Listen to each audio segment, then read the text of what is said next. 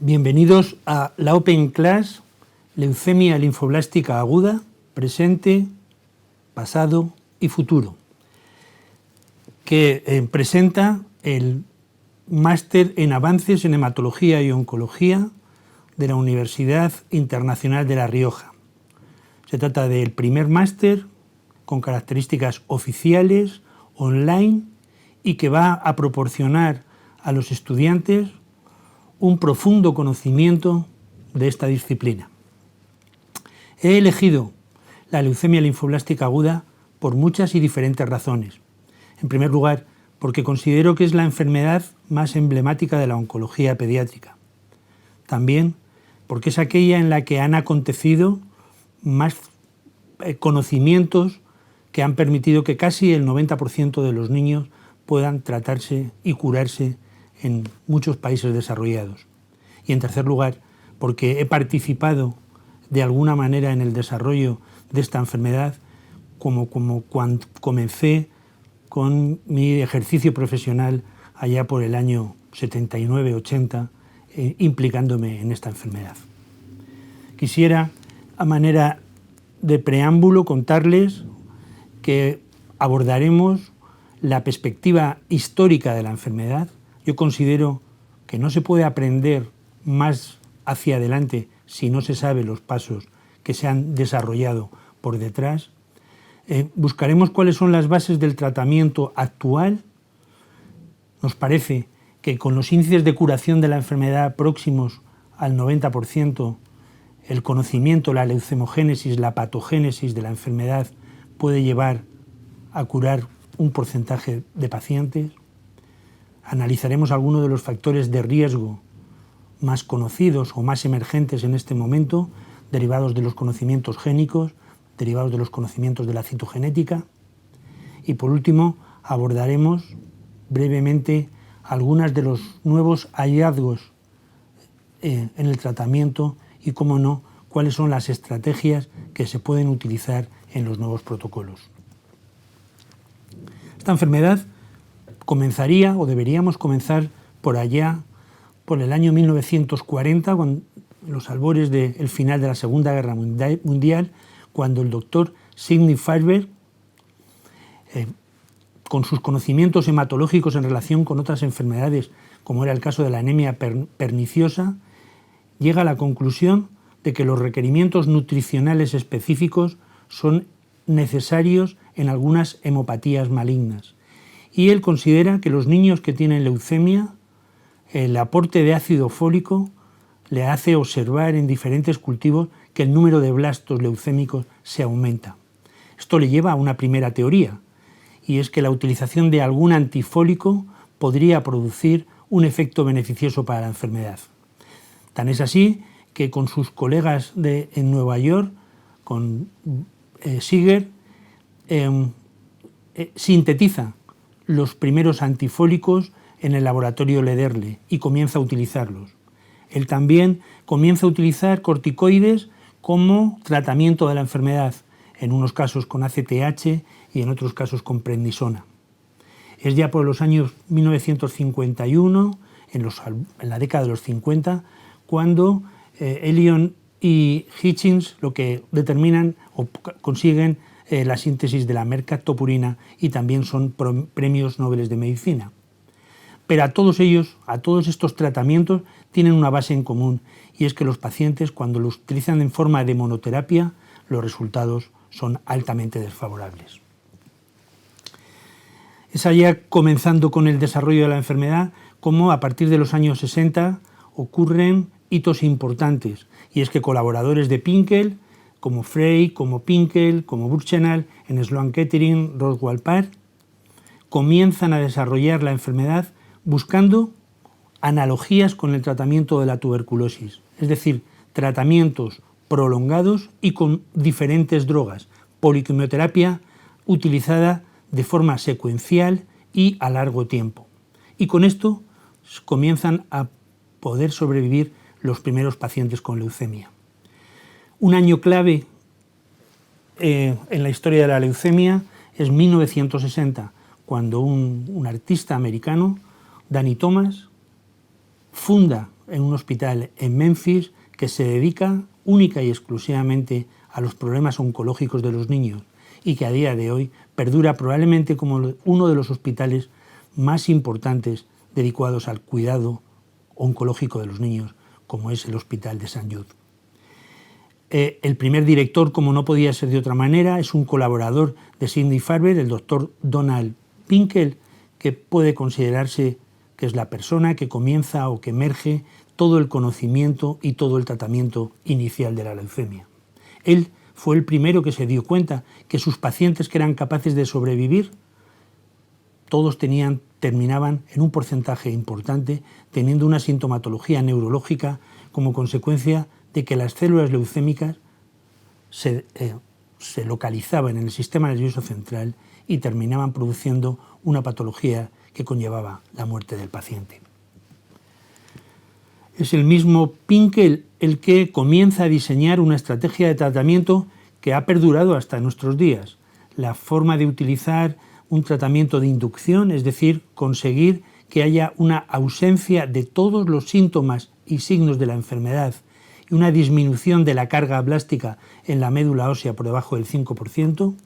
un tratamiento de intensificación para las células leucémicas, para los clones leucémicos que pudieran ser resistentes,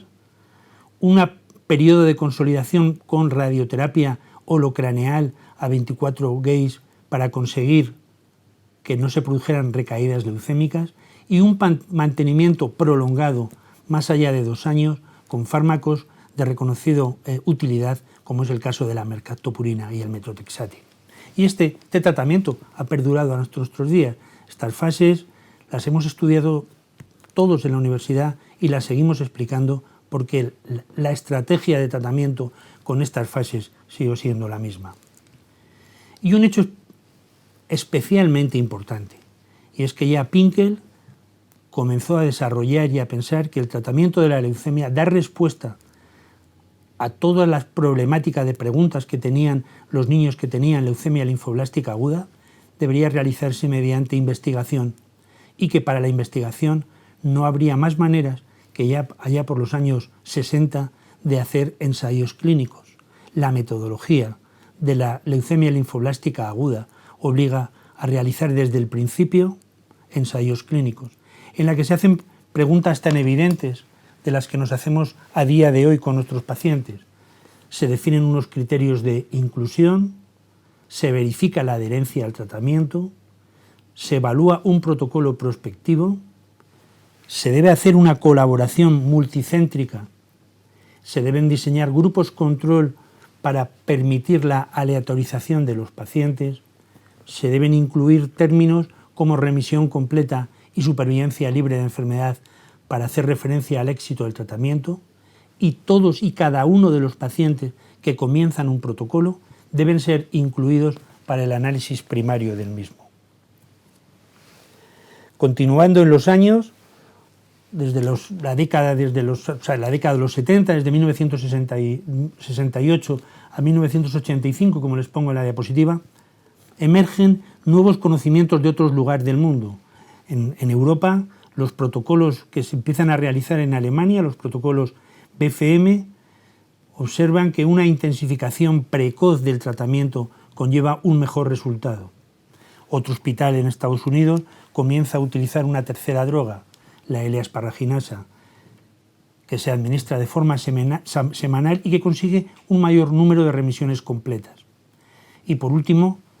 grupos nórdicos europeos evalúan la posibilidad de utilizar metotrexate a dosis en un principio intermedias y luego a dosis altas,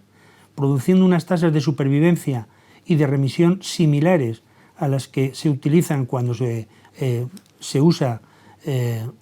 radioterapia craneal, pero consiguiendo una disminución sustancial de los efectos tóxicos que conlleva la radioterapia. Ahora bien, todos y cada uno de estos avances en la terapéutica, de estos logros terapéuticos que iban haciendo que los niños sobrevivieran cada vez más, fue como consecuencia de una serie de hitos biológicos imprescindibles para conocer la leucemogénesis y para conocer también aspectos relacionados con el diagnóstico de la enfermedad. Y así podéis ver cómo los primeros estudios de citogenética, el estudio de metafases en la leucemia linfoblástica, comienza allá por los años 50, en 1958, y es publicado en Nature, cómo se puede conocer el hecho que pacientes que tienen la translocación 922, el cromosoma Filadelfia, no solamente es propio de los pacientes con leucemia amiloide crónica, sino que también lo pueden tener los niños con leucemia linfoblástica aguda. En los trabajos también de St. Jude, del doctor Borella, y comienza a identificar y a separar que existen leucemia de unos linfocitos que forman rosetas de manera espontánea con los eritrocitos de carnero, es decir, linfocitos T, y también hay una leucemia específica de linfocitos B. Se comienzan a diferenciar bajo un punto de vista cromosómico, que los pacientes que tienen hiperploidía, que tienen muchos cromosomas, van a tener una supervivencia más prolongada. De la misma manera, avances como la utilización de la citometría de flujo, imprescindibles para diferenciar las poblaciones linfoides T y B, la utilización de la monitorización inmunológica, que nos ha llevado a conocer cómo es la enfermedad mínima residual, la identificación para diferenciar en sus distintas fases de desarrollo de la citometría, conociendo el inmunofenotipo de los pacientes, y ya en los últimos años de los años 80 comienza por técnicas de biología molecular a facilitar el diagnóstico de algunos pacientes utilizando PCR. A la vez y de manera simultánea conocemos los últimos avances en el tratamiento ya por la década de los 90 en el tratamiento de la leucemia infantil, y es que empezamos a conocer que existen parámetros clínico-biológicos que se asocian a determinados factores de riesgo que condicionan una mayor o menor recidiva y que, por tanto, podría permitir que se pudieran diferenciar diferentes tratamientos para los niños que no tienen factores de riesgo, tratamientos menos intensivos, para los niños con más factores de riesgo, tratamientos más intensivos. Desde el principio emerge en los grupos BFM la necesidad de utilizar un tratamiento más intensivo al comienzo, utilizando los protocolos 1 y protocolo 2 del protocolo BCM, que han sido constantes, y la sustitución ya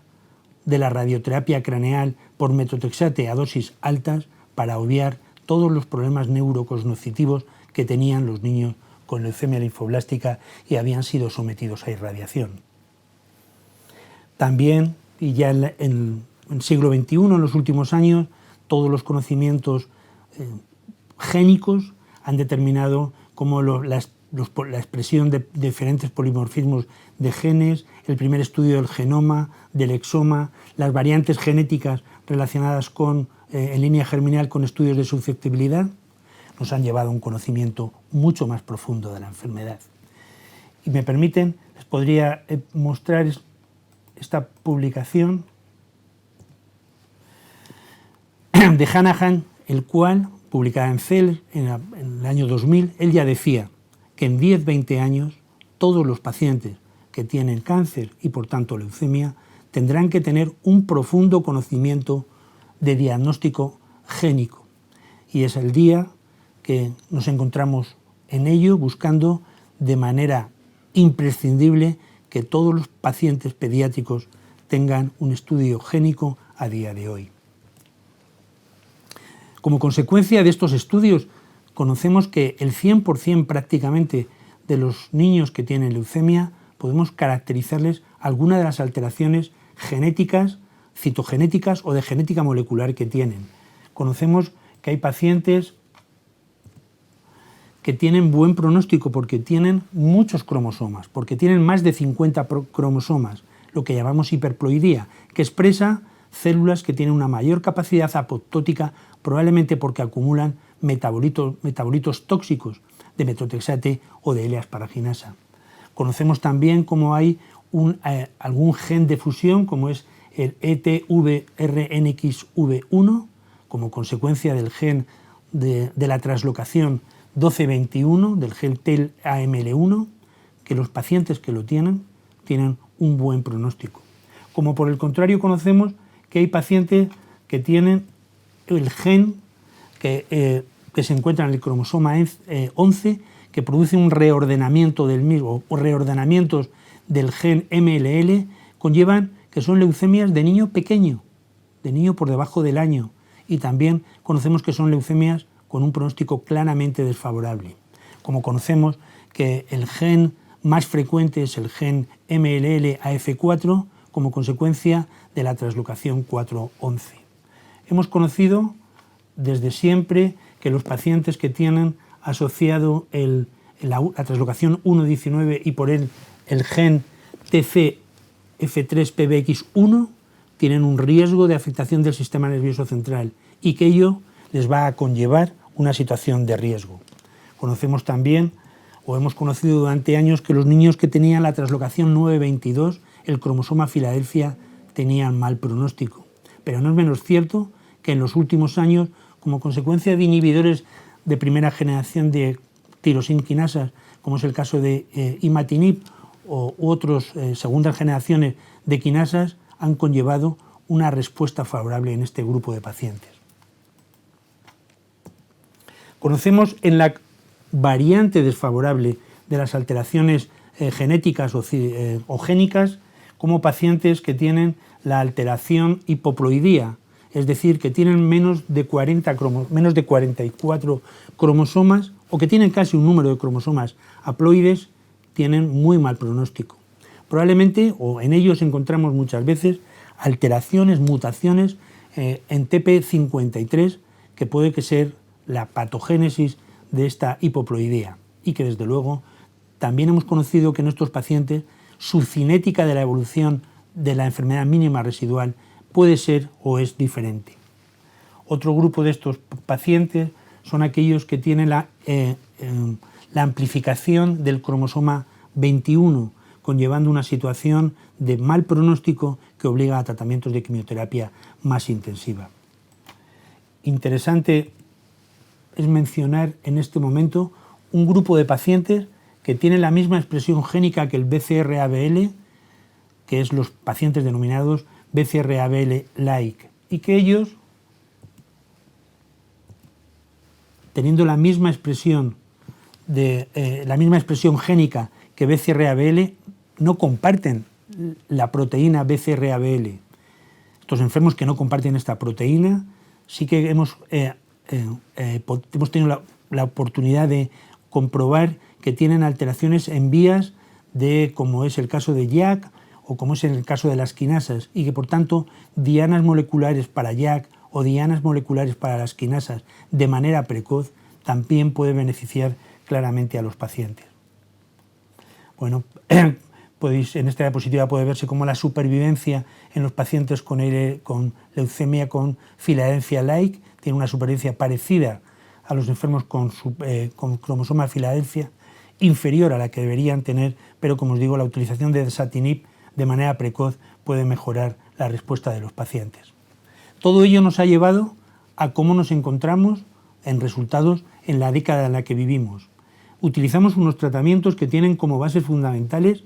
utilizar una terapia de reinducción, es decir, un protocolo 1, un protocolo 2, un protocolo de consolidación con metotrexate a dosis elevadas y un protocolo de reinducción que ya demostró BFM la necesidad imperiosa de realizarlo. También los grupos americanos, los grupos del Dana-Farber, demostraron que la utilización de asparaginasa intensiva contribuye también a mejorar los resultados. Y la sustitución de la radioterapia por altas dosis de metotrexate con triple terapia intratecal también condicionan unos resultados más que favorables.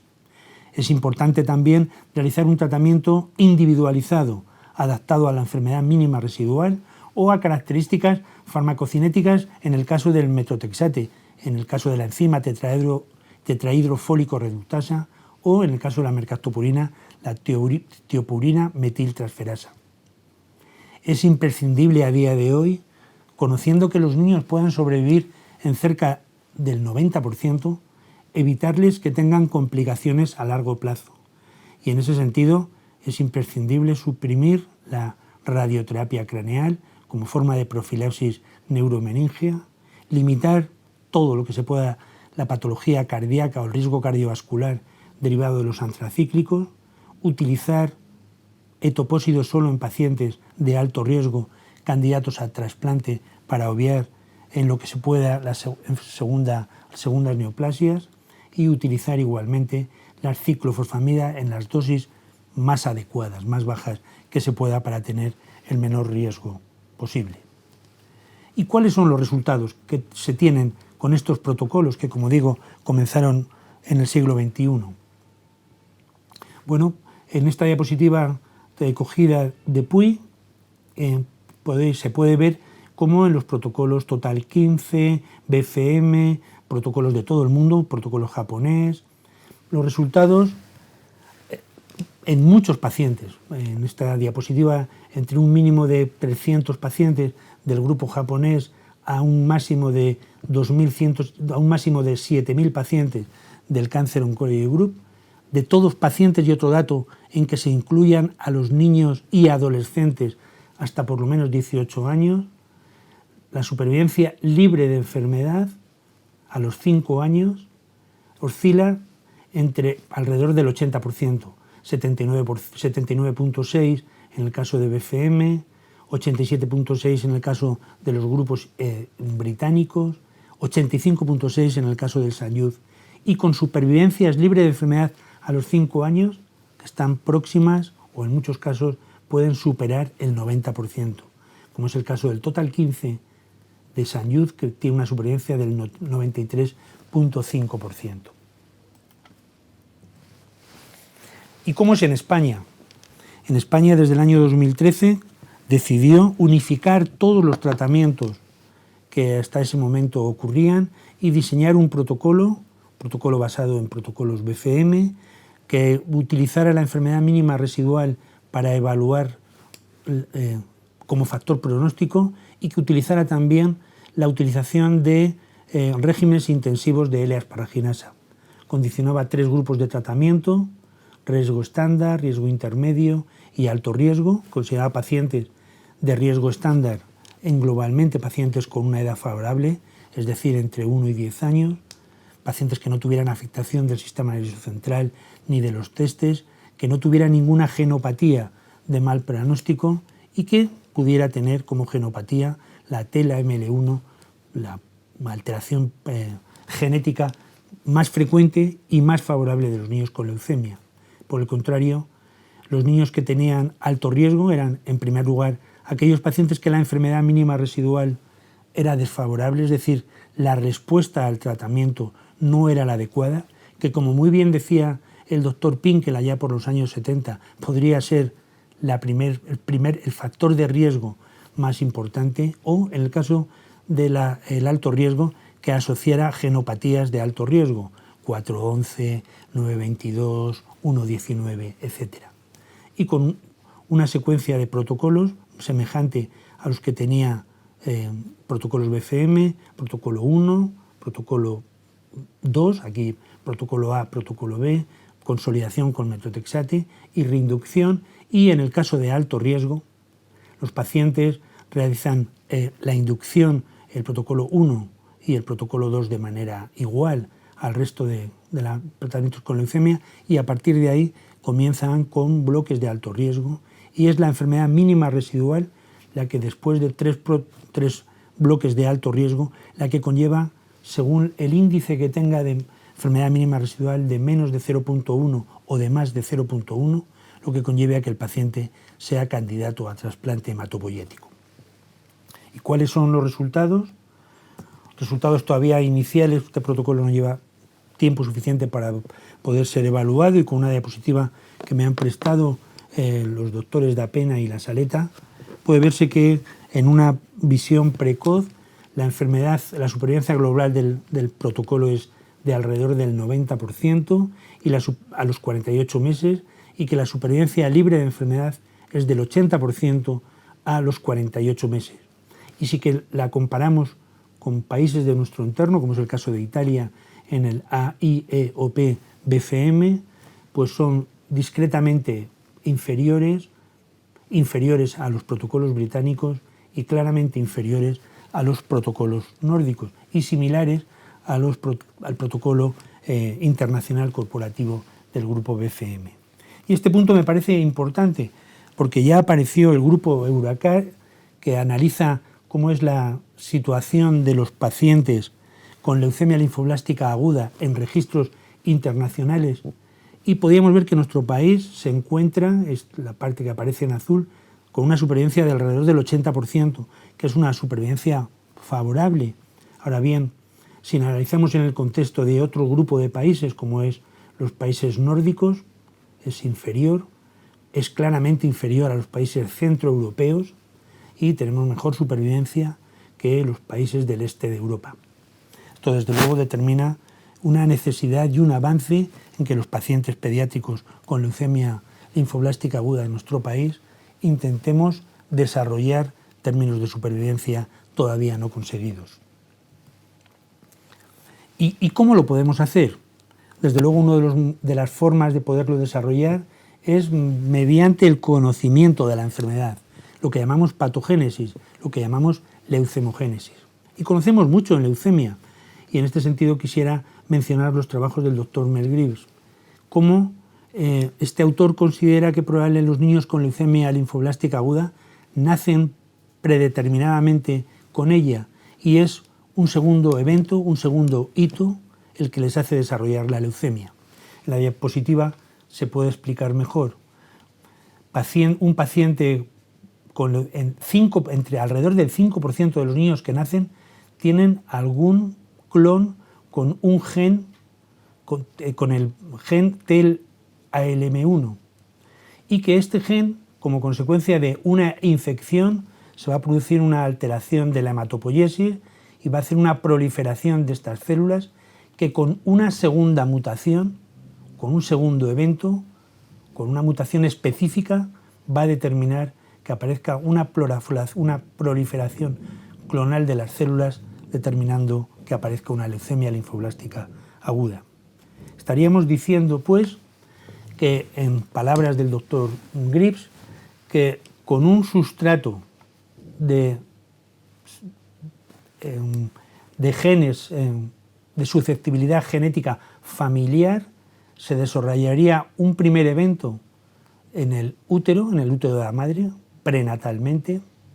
que iniciaría la mutación, la más frecuente de todos, en un 5% de los pacientes, ETV, V6, RUX1, típica del cromosoma o de la translocación 12-21, y que como consecuencia, por otro lado, de un segundo paso, que sería una situación de disregulación inmune, determinaría que este 5% de los pacientes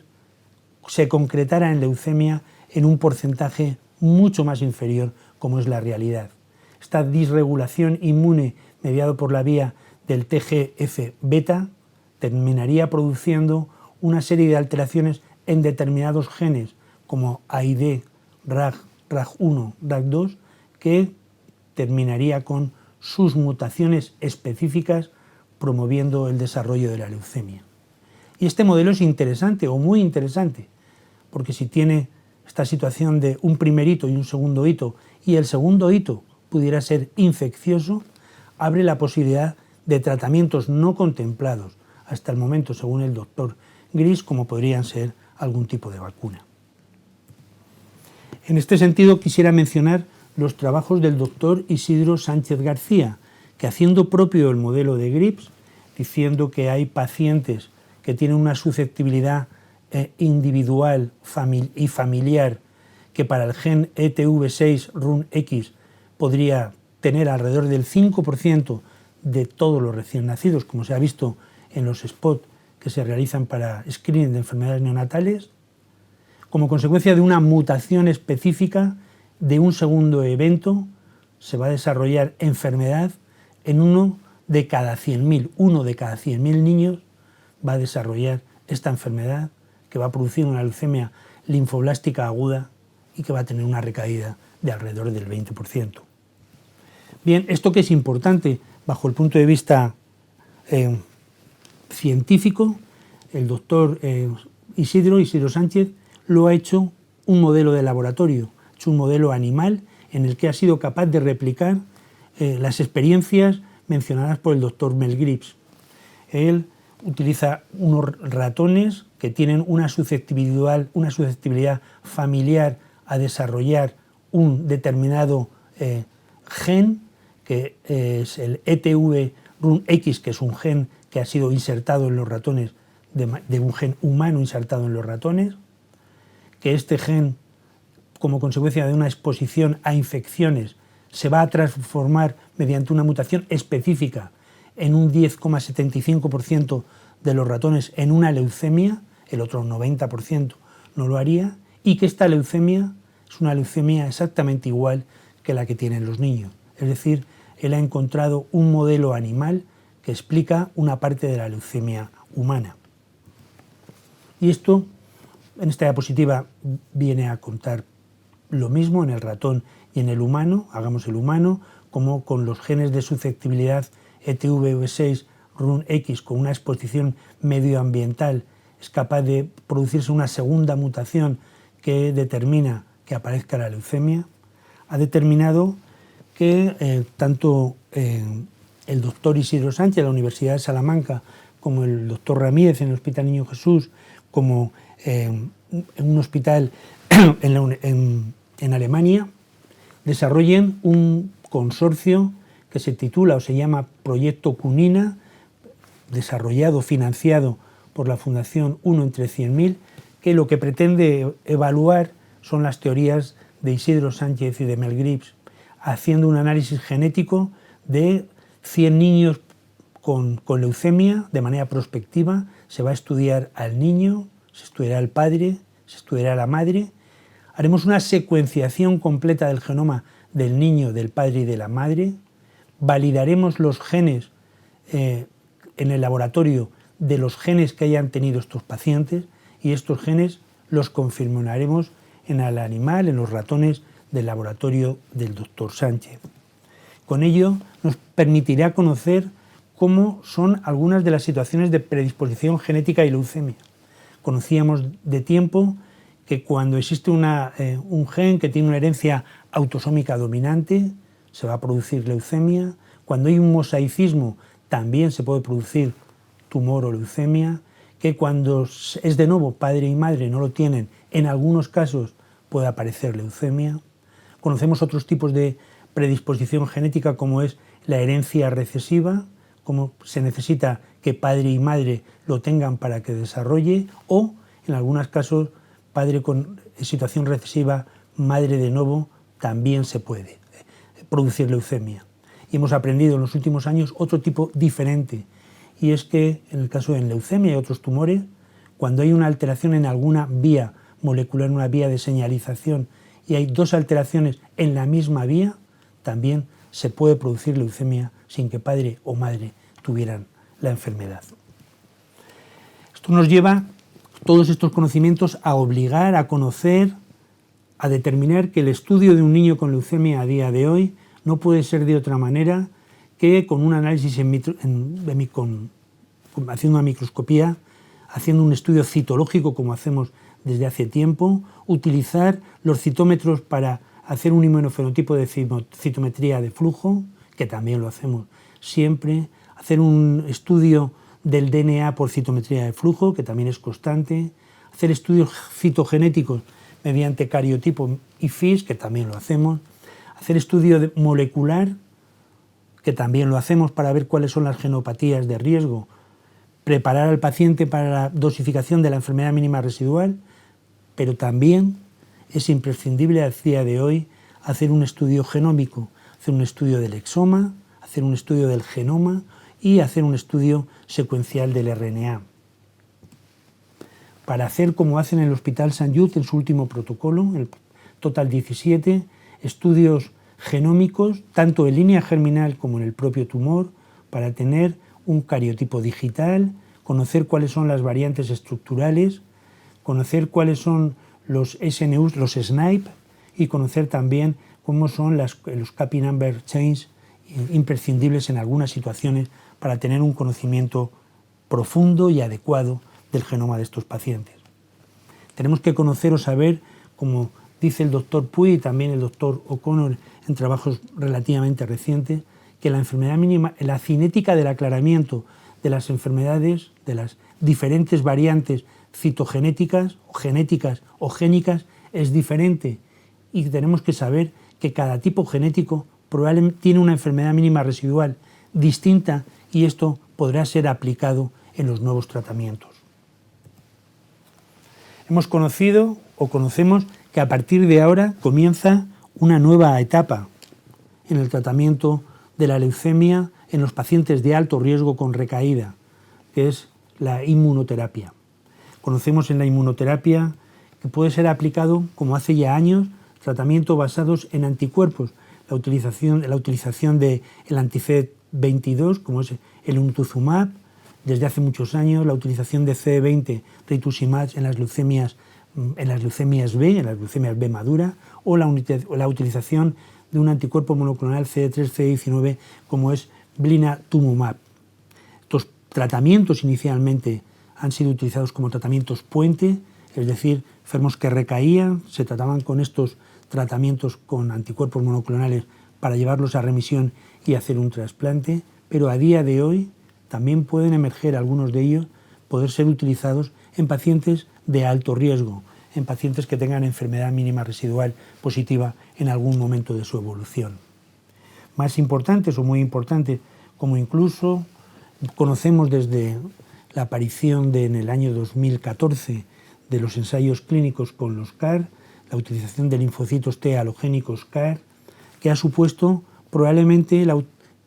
utilización de un procedimiento que probablemente no sea un procedimiento puente, es decir, que enfermos que recaigan no necesiten trasplante para poder ser rescatados, que pudieran ser rescatados exclusivamente con linfocitos T,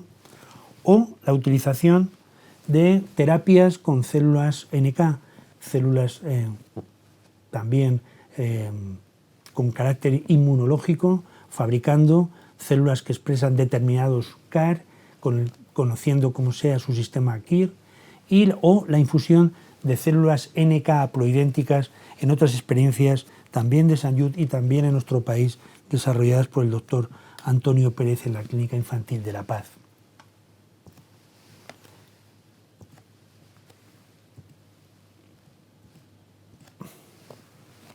Bien, en esta misma diapositiva vuelve a reiterar alguno de estos nuevos conocimientos, y en este sentido, por eso la expreso, la vuelvo a exponer.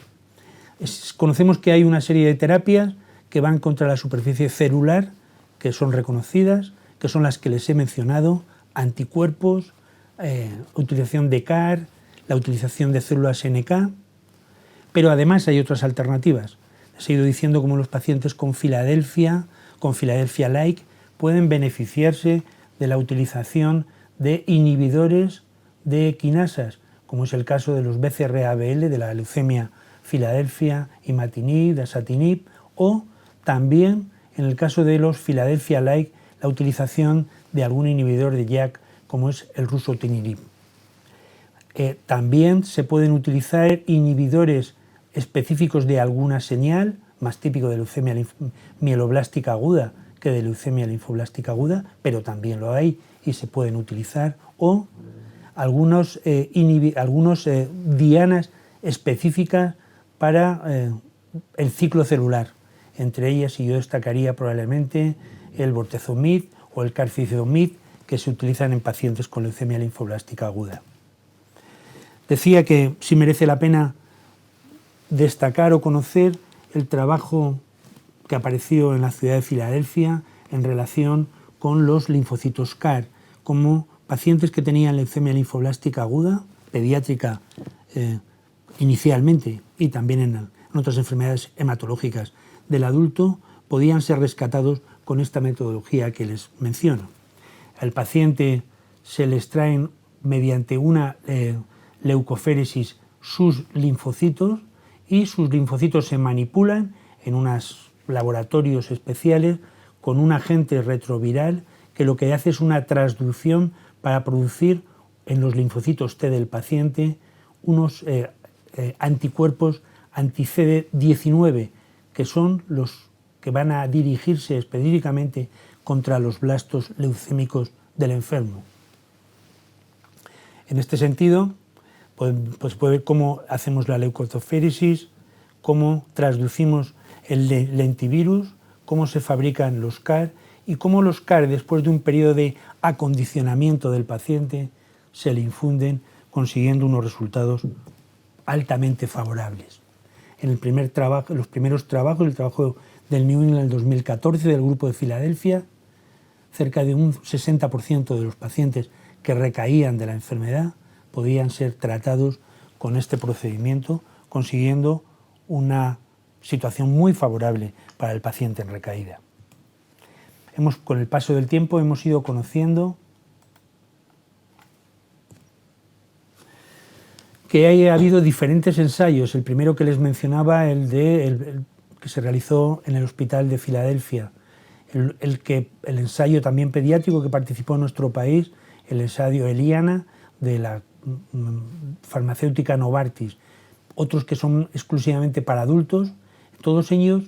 han ido viéndose que el paciente que tiene una recaída de leucemia linfoblástica aguda, niño o adulto, o linfoma B difuso, puede ser rescatado con terapias con CAR, teniendo índices de recaída que son muy controlables o aceptablemente controlables. En el caso de los niños, del 17%, y en el caso del estudio de Elian, del 33%. Todo esto ha llevado a tener que utilizar o querer utilizar determinadas estrategias de tratamiento, concretamente en St. Jude, utilizando un protocolo que se llama Total Therapy 17, en el que, como parte diagnóstica, tiene que a todos los pacientes se les secuencia las muestras, a todos los pacientes se prepara para ir buscando una cinética específica de la genética en la enfermedad mínima residual, a todos los enfermos se les hace estudios de farmacogenética para que el paciente tenga menos toxicidad en el caso de que encuentren un gen relacionado con la toxicidad de la vincristina, como es el caso del CEP72, o un gen que se relaciona con la tiopurina metiltransferasa para conseguir, añadiendo 6-tioguanina, tener unos resultados igual de favorables.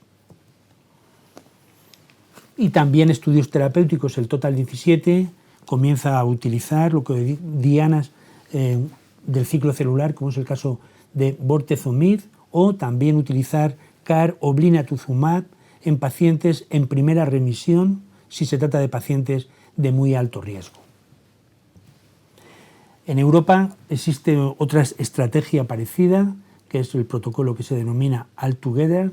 que lo que pretende, por un lado, es desidentificar los pacientes de bajo riesgo, identificando pacientes de riesgo bajo, de riesgo intermedio bajo y de riesgo intermedio alto, que lleven menos cantidad de antraciclinas, que no lleven pulsos con vincristina prednisona, mejorar la administración controlando cómo es la administración de L-asparraginasa y de mercaptopurina, y por último también administrando en primera remisión alguna inmunoterapia como es inotuzumab en pacientes de alto riesgo o CAR en pacientes de muy alto riesgo. Y con esto pues, he finalizado. Paso, si queréis, a responder a las preguntas que os parece adecuadas.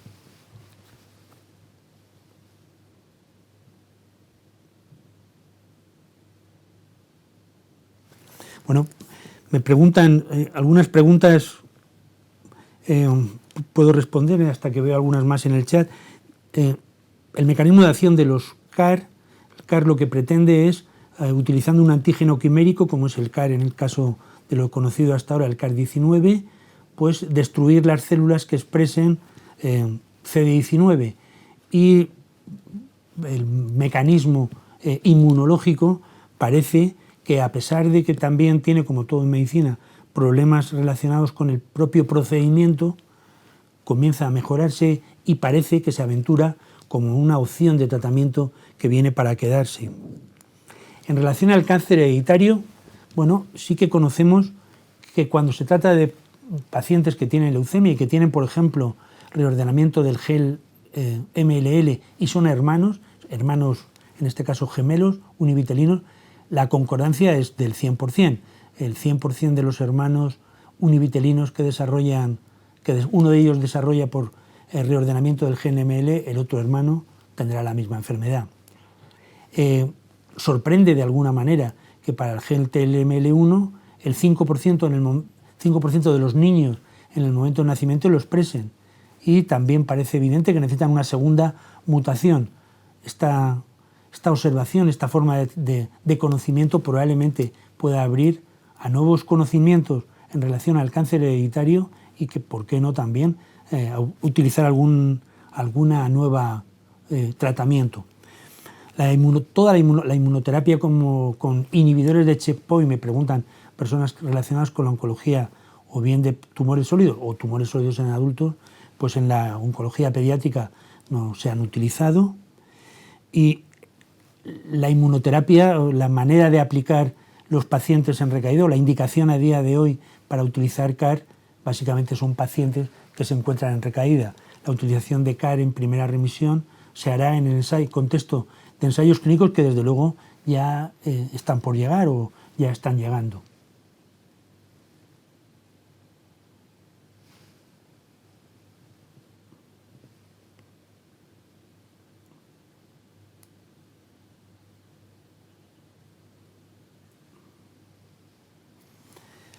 Sí, otra pregunta que me hacen.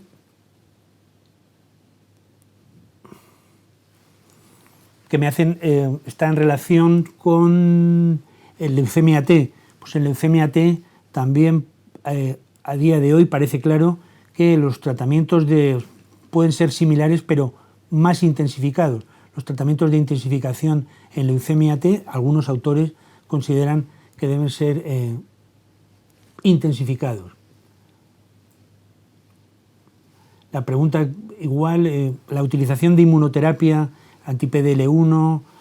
anti-CTLA no se ha utilizado de manera sistemática, no hay ensayos clínicos en paciente con leucemia linfoblástica pediátrica. A la pregunta de si las células T, los CAR T cells, van a suplantar al trasplante alogénico, como en tantas cosas, solo el tiempo lo dirá. Uno tendría que decir que desde luego el trasplante hematopoyético ha sido una solución, la mejor solución que hemos tenido durante muchos años para los enfermos que tenían una recaída, y que ahora quizás se abre la posibilidad de utilizar células CAR T-cell para pacientes con recaída leucémica, que la pueda suplementar o no, tiempo lo dirá, o también que se puedan utilizar de manera conjunta para conseguir un mejor resultado, es otra alternativa. Bueno, y con todo esto me alegro mucho haber estado con vosotros, lo que es lo más importante, y haber compartido pues conocimientos en leucemia linfoblástica aguda, que, como decía al principio, es una enfermedad emblemática y que ha sido ejemplo para el diagnóstico y para el tratamiento de muchas enfermedades hematológicas, no solamente pediátricas, sino también de adultos. Muchas gracias.